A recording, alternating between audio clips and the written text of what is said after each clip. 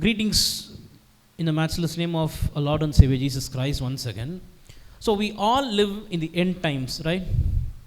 The end times in the sense the coming of Jesus is very soon. So we all live in the end times. So the time is very near for all of us. Because Jesus Christ is going to come down to this earth very soon. How many of you believe this? Jesus is going to come as he came as a baby. The first time he came to this earth was the time when he was born in Bethlehem. So at that time he was a baby born in Bethlehem. So that was his first coming. And the second coming, so it won't be Jesus as a baby coming here, but as a king. Like a king, he is about to come here and he is going to rule over us, right? So we see a lot of news around us about the end times and about the coming of Christ, right? So we live in a period of grace. It's a grace time for all of us. Grace time for repentance, for getting salvation. So what are the things that we are about to do? This is a grace time from God. God has extended the time for us. So grace time in the sense, the meaning of it is God has extended the days, the numbers, the years for us to live a holy life before God. So we see and hear a lot of news about war, right? How many of you follow news channels? Or in the social medias, the news are very much faster than the channels nowadays. So how many of you have the habit of following a news channel? One. Okay. So have the habit of following news, any news channel. Because we are here to listen God's word, to do God's will, to do spiritual activities. But that does not fulfill all the necessity that God has given for us. So in spiritual life we need to be good, as well as on the other hand, on the secular space we need to gain more knowledge. Some people will give more weightage to the spiritual life and they won't read any books, they won't watch any news, they won't listen to any a good podcast, anything. They will simply turn aside from that and they will simply keep on reading the spiritual books alone. So we need to have a good understanding, a balanced understanding that we need to read spiritual books, Bible, that is necessary, 100% true. On the other hand, we also need to listen to all the news, to the events that are going around us. So from hereafter, have the habit of listening to news channels, what are the things are going around us. So only when we listen to such news, we will be able to put the Bible verse into that problem and give solution to others. So without listening to people's problem and the problem that are around us, we will simply speak from the Bible, but it won't be relevant, it won't be understandable for the other people. So in order to make other people come closer to God, you need to understand their problem, the situation, the other things, the war, the violence that are going around us. So I encourage you all to follow up news channels from here on and gather as many news as you can. So we see and hear a lot of news about war, violence. This country has put a great threat to another country, and this army is against that army. So in previously, we saw a great war between Russia and Ukraine. So all these things we need to analyze, we need to look the news and understand the situation of the people, at the problem, at the government, at the politics and other things. So we hear a lot of news about all these things, and also we listen to a lot of news about murder, kidnapping, right? So other many harassments and other lot of news that we hear nowadays. So our smartphones and televisions and radios are filled up with all such things. So whatever radio you tune for news channels, every radio station, so they tell that this violent thing happened here. So this cruel thing happened in this country. So this worst thing happened in this place, in this point. So in television also, there are a lot of channels that brings to us the news about wars, rumors, and so on. So whatever things in smartphones also, in social medias, we often see news is coming very fast, very quick, because at the smartphone we have an option called live. So we no longer need a cameraman, a lighting person, a person to carry a cables and other things. But simply we can make a live, and we can record all the things, and we can send it to all the other people who are around throughout the world. We can make it available to people. So wherever we turn, wherever we see, wherever we hear the news about wars, violence, murder, kidnap, and etc. So one question to ask you before going to the message is that, can God speak to us in such a time as this? Can God really speak to you and me in such a period of war and violence or murder and kidnap?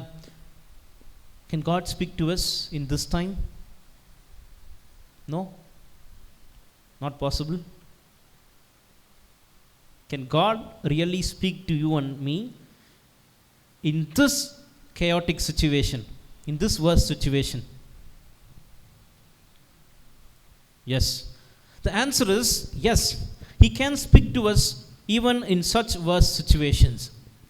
So God doesn't have any age limits. He does not look at the age and reveal things to people. In the Bible we see Samuel, a little Samuel. He was not even half age of Eli, the high priest, the priest who was in charge. But God chose this little fellow, Samuel, and he revealed a great secret to Samuel. So age does not matter to God. And the apostles, the disciples of Christ, were less of age, maximum number of disciples. They were, few of them were 23, 24 years of age when Jesus called them for his ministry. So we see God doesn't look at the age or the experience or the talent or skill and calls for his work. So, or he does not consider age and reveal things. Oh, little age, little secret. Oh, you are 60 years plus, I will reveal big things to you. No. So age doesn't matter to God. So in the Bible we see God reveals a lot of things to his faithful people ahead of time. Before itself, God reveals so many things to people. And he saves his faithful people through that. So he reveals something and he protects those people, that people. Or he protects a particular group of people through a faithful people. So God does not stir up conflicts. God doesn't make any problem. So people very often they say, why God, why did you bring this problem? Why did you bring this conflict upon my life? We need to watch closely at the Bible. God doesn't stir up any conflict. God doesn't create problems. He does not create war, violence. He never does all of them. All these things occur due to the corruption of man's heart. Right? So it is man who does violence, who does war, who wage war, who go to the deeper level of war and murder people. Right? It is not God, but it is man who does all these things because his heart is corrupted before God. So the corruption made by man is the root cause of all these wars, the violence that are around us. So today God searches a true follower to reveal his secret. God is really searching each and every heart. I may look at your appearance. I look a person, Anson wearing a dark blue color shirt. I may judge him. Okay, he wears this, and and the other person behind them, behind Anson is his brother, and I see him wearing a checked shirt. Okay, I may judge him. Okay, his style is like this, he sits like this, and I may judge you both. Okay, these two people are sitting like this. I may see the external appearance, and I may judge. I may be quick to judge you. So he is holding up his hands like this. So he might be thinking like, thinking this thing. So I may quickly judge you. This is a human behavior, right? So you may also, you would have also experienced the same. You would have also judged others the similar way. So if a person is wearing a shirt in a different way other than us, we will simply put a benchmark. We will simply label them. Oh, this fellow, I know. He wears dressed like this. So he would be in this category. So he will be in this place. So his characters would be like this. So we will simply put a label on a person by looking at their outward appearance. But God sees the heart more than the appearance. So our appearance doesn't matter to God. So God doesn't look at our appearance. So God doesn't look at appearance and talk to us, reveal secrets to us.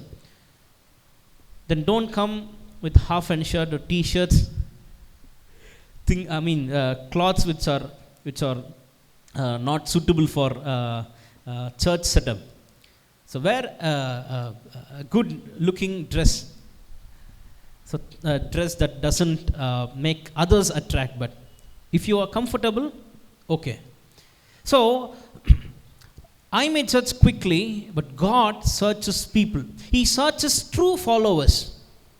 True followers in the sense, people who follow His words truly.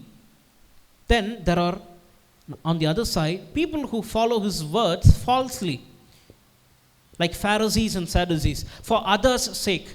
So if I do not rise up my hands while worship, this brother is going to judge me. So simply I need to worship by raising my hands. So this sister will judge me so that I may fall into their mouth. So I need to avoid that. So I need to shout aloud and worship. So that worship or that rising up of hands does not come truly from the bottom of our hearts as a reverence to God, but it comes from an external source. So this fellow will think like this, so I will do things like this. So false followers and true followers, both are there. So God today searches true followers in order to reveal His secret. God has a secret in His heart, so He needs to reveal it to someone else, and He searches for a true follower today. So today, the wickedness in the world has shaped this world entirely in a different shape, right? Wickedness of the earth, of this world, has shaped people or shaped this entire world into another different world. It has affected people, the corruption, the wickedness of the people of the world has shaped people's mind, thoughts, their lives, their lifestyles, their working style. So we all live in a dangerous situation. Things may go well around us, but we live in a dangerous situation. So wherever we turn, we can easily find a sin. We see a lot of sin around us. So this is not an easy journey on earth, but a dangerous journey. But with God's help, many have passed the test. So we will also have the faith that God will help us to move forward with His wonderful leading. So today God wants us to teach us something serious from His word that we are about to meditate. So let us hear from God the message that He brings to us this morning. Let us turn our Bibles to Genesis chapter 6. Genesis chapter 6, verse 9 to 13. Genesis 6, verse 9 to 13. I will read that for you. This is the account of Noah and his family. Noah was righteous man, blameless among the people of his time, and he walked faithfully with God. Noah had 3 sons, Shem, Ham, and Japheth. Now the earth was corrupt in God's sight and was full of violence. God saw how corrupt the earth had become, for all the people on earth had corrupted their ways. So God said to Noah, I am going to put an end to all people, for the earth is filled with violence because of them. I am surely going to destroy both them and the earth. So this is the verse that we are going to meditate. So the book of Genesis, chapter 6, it teaches us about a person who lived or who found God's favor. So God used this person. The central person here, noted here, is Noah. So we all know that story, right? We all know that incident. So God uses Noah in a different way. So that's our message today. So to save people's life. So verse 8 it says, but Noah found favor in the eyes of the Lord. But Noah found favor in the eyes of the Lord. Such a blessed person was Noah. So he found favor in the eyes of the Lord. God himself favors Noah. Then think of how Noah would have been at his time. So in our Sunday schools or VBS, we would have heard of the incidents. I mean, Noah's story. I mean, how he was saved, the flood story, and the animal that came in the ark that he built, and so on. So how many of you familiar with the story? Familiar with this incident? So we all know, right? So this is not something strange to us, the meditation. This is a very familiar verse to all of us. And let us today dive deeper into this part, and we will see what God has kept or what God has to teach for us. In verse 11 we read, now the earth was corrupt in God's sight and was full of violence. Now the earth was corrupt in God's sight and was full of violence. So now the earth was completely corrupted. It was completely corrupted. Not even a single % was good before God. So every part of the world was corrupted. Now we see corrupted with all kinds of dishonest gain. People were selfish at that time. People were so much lavish in spending. So there were a lot of hatred among people. There were a lot of things that were against each other. The grudge, the stubbornness of heart, towards God. So all these things come under the category of corruption. So with selfishness overflooded, with hatred, dishonest gain. So that was not a simple corruption in man's sight, but in God's sight. In God's eyes, it was so horrible. It rose up above the level. So God saved things on earth differently. So he saved things on earth differently. After this chapter, we see a lot of things that happened there. But we see God created the humans and placed him in the Garden of Eden, right? He placed Garden of Eden and he placed people, man, Adam and Eve inside that, and gave all the opportunities, the freedom, the liberty that they had. So God created, before creating all the creations, animals and birds and Adam and Eve, we see God created the heavens and the earth, right? In Genesis 1 we see, in the beginning God created the heavens and the earth. So the earth was a brand new. When God created the earth, it was very new. It was a very brand new one. So the earth was good, perfect and wonderful. when God created it the first time. So the earth was holy and righteous. The earth was very good. We all go to shopping, right? We all go to shopping. We love to go shopping, most of us. We pick up a shirt or a dress or any jean or anything. We pick up the brand new, right? Many shops would have the used jean. Have you noticed it? The used jean will also be modified as a torn jean and they will hang there. Not every company creates its own new product. Some people gather cloths and they will tear or they will make designs on that and they will hang. Similar to, same in the shirts also, shirts or any kind of clothing. In shops around us, we see a lot of blankets, bed sheets. Those bed sheets which people sell, most of them are not the first quality or brand new one. They gather all the blankets together, they wash it, they make it as, the appearance, they make it like a new one. They put all kinds of polish, all kinds of things, detergent to make it more brand new one. So when we go to a shopping, we do not choose or we don't prefer to choose a used one, right? As soon as we go, we look at the design, the rate, and we will check the quality. So if we see a dirt in that, will we use that? We will get it? Will we get that? No, it's just a simple fault, just a simple defect. There's a simple dirt. Okay, let me take home and wash it. Will we do that? So, as a human, we ourselves won't prefer to take to take the shirt or pant or any kind of clothing, the used one, right? Or the cloth that is under dirt or dust.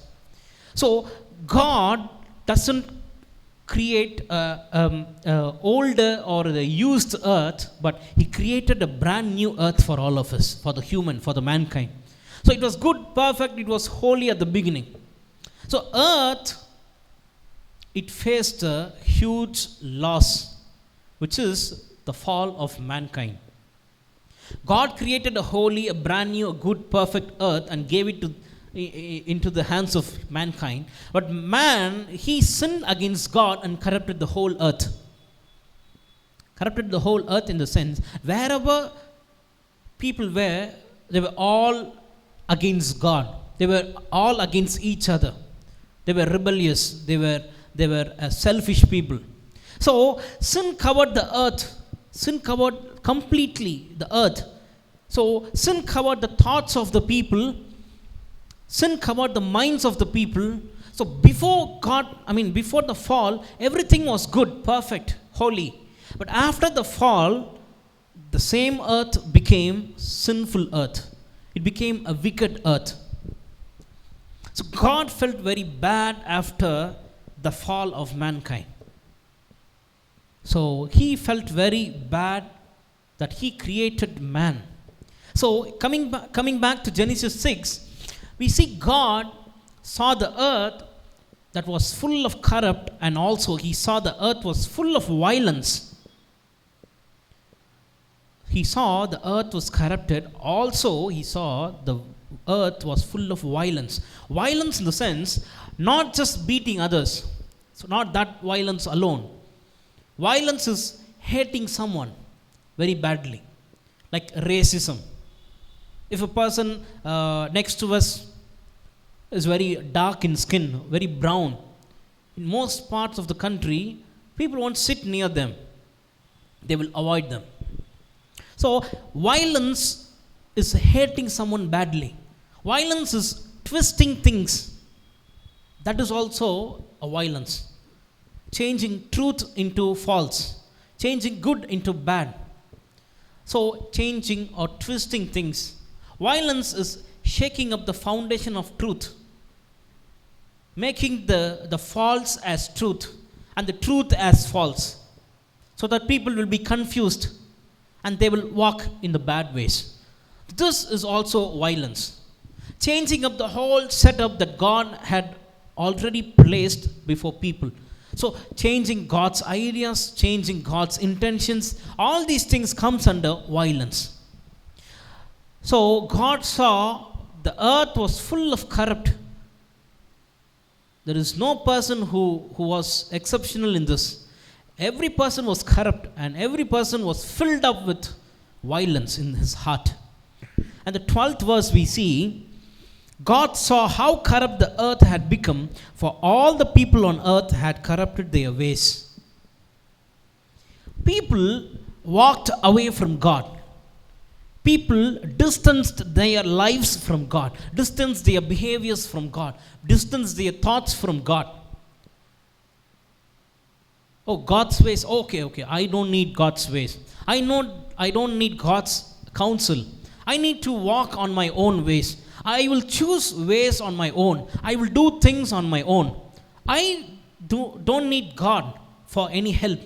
I can handle things on my own. So I don't need any spiritual lectures, spiritual advice. I can do things by discussing it from my other friends.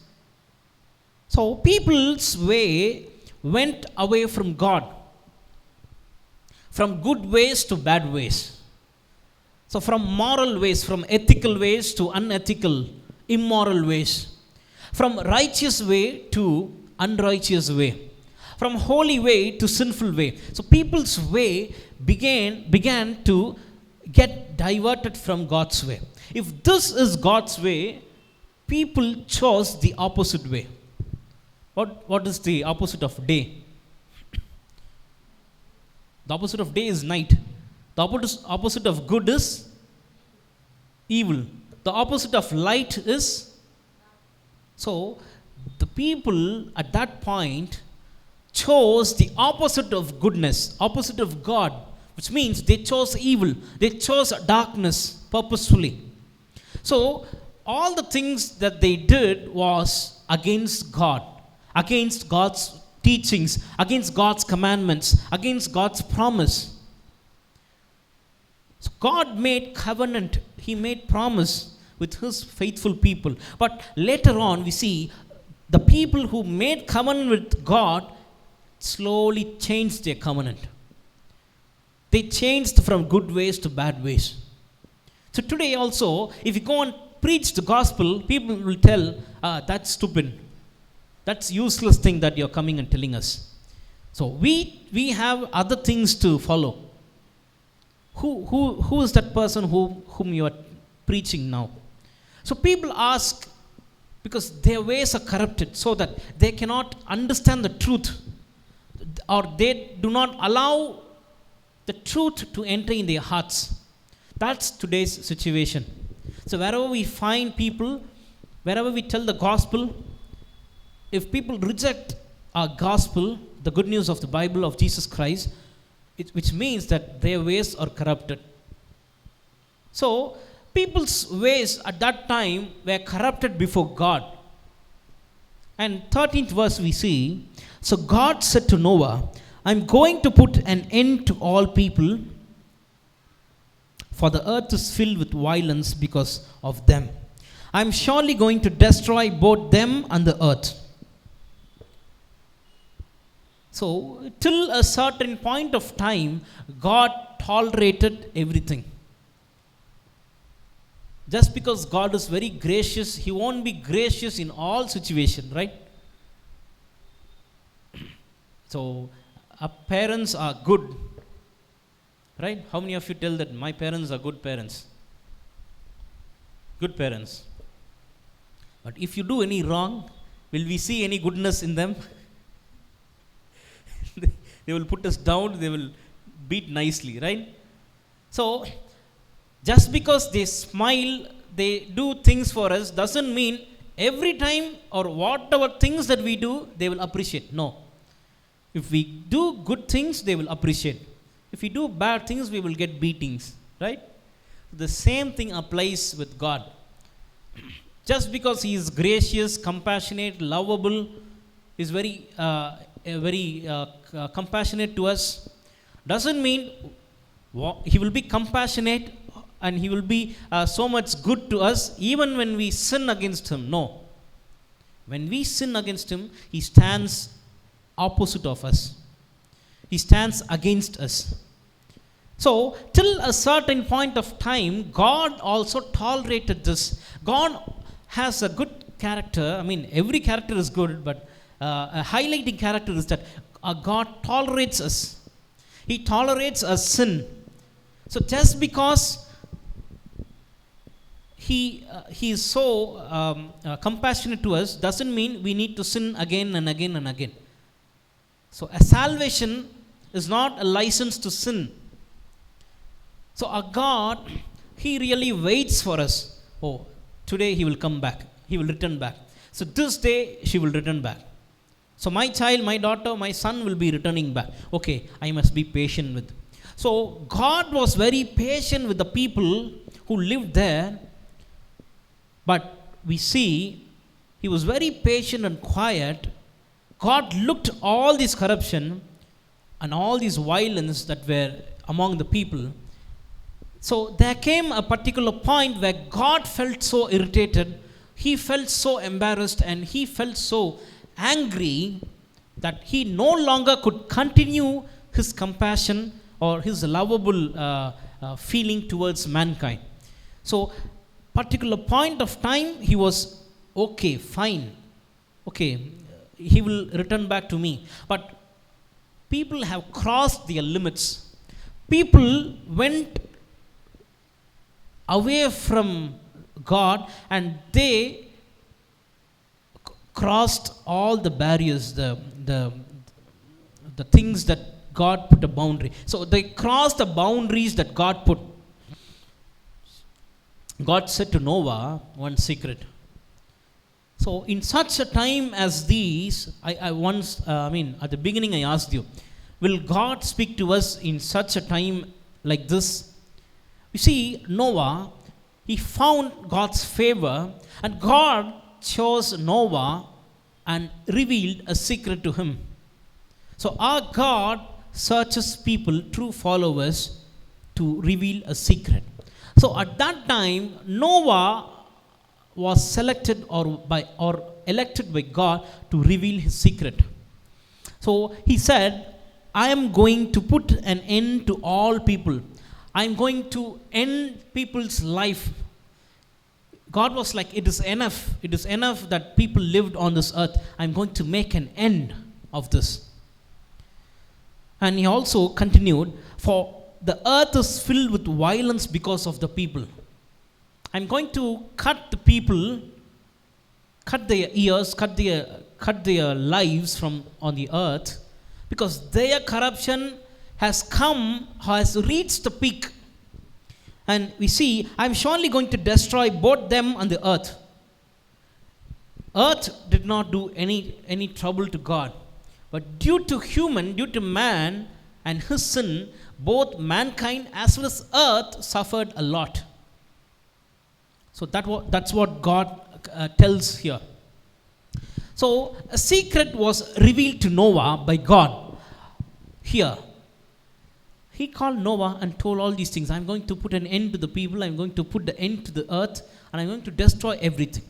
So God never reveals his secret to anyone else. He did not call any other people and tell his secret. He called Noah. He chose a particular person and told his secret to Noah. So God revealed this secret.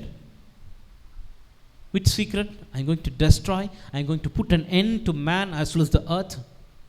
I'm going to put an end for all of these things. So one question to look at today. Why God revealed this secret to Noah?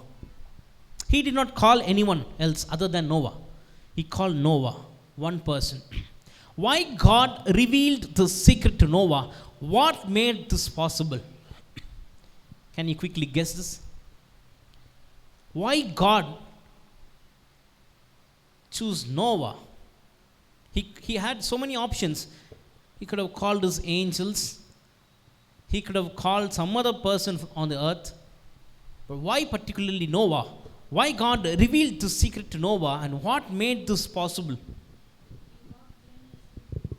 Yeah, that is the important thing. The reasons are given in verse 9.